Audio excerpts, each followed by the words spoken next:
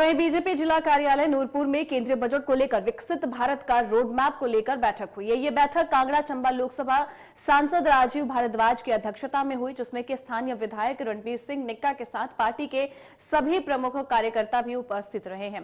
बैठक के बाद सांसद राजीव भारद्वाज ने कहा कि इस बार का केंद्र सरकार का बजट प्रधानमंत्री नरेंद्र मोदी जी ने 2047 के विकसित भारत के सपने को साकार करने वाला है। उन्होंने कहा कि इस बार का बजट हर वर्ग को ध्यान में रखकर घोषित किया गया। इसमें विशेष करके मध्यम वर्ग के 12 लाख की सालाना इनकम को टैक्स फ्री करना सबसे महत्वपूर्ण है। महिलाओं के लिए जहां कई योजनाएं लागू की गई हैं, वहीं युवाओं के लिए स्टार्टअप और बता दें कि स्टैंडअप जैसी योजनाओं को भी उतारा गया, जिसमें कि नौजवान अपने व्यवसाय खड़ा कर कई अन्य युवाओं को भी रोजगार देने में सहायक हो रहे हैं।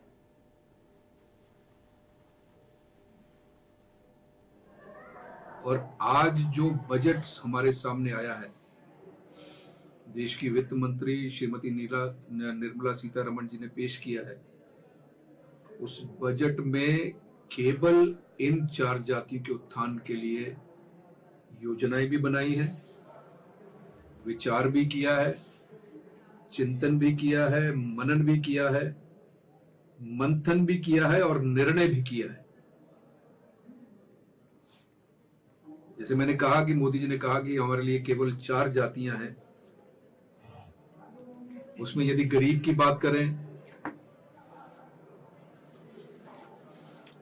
मोदी जी ने यह निर्णय किया था कि इस देश में कोई भी गरीब बिना घर के ना रहे। हर गरीब के सिर पर पक्की छत हो। इसके लिए पिछली बार जो है वो 4 करोड़ गरीबों को पिछले कार्यकाल में उन्होंने घर दिए, और इस बार के बजट में ये फिर से निर्णय किया गया है। बजट में जो प्रस्ताव किया गया है उसमें इस वर्ष 3 करोड़ गरीबों को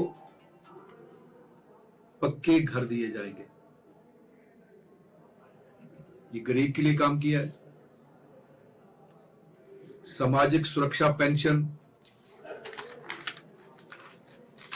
उसका दायरा बढ़ाने का निर्णय किया गया है। यदि महिला की बात करें तो मैं ये कह सकता हूं कि बेटी के जन्म से लेकर उस बेटी के जीवन की अंतिम सांस तक जितने पड़ाव आते हैं बेटी के, कहीं मोदी जी पिता बनकर, कहीं मोदी जी बेटी के भाई बनकर, हर जीवन के उस पड़ाव में मोदी जी साथ खड़े हैं। बेटी का जन्म होता है तो उसकी घर वालों को उसकी चिंता ना हो, इसके लिए बेटी बचाओ बेटी पढ़ाओ योजना।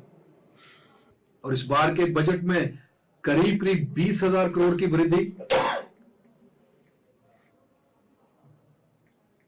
स्टैंडअप योजना।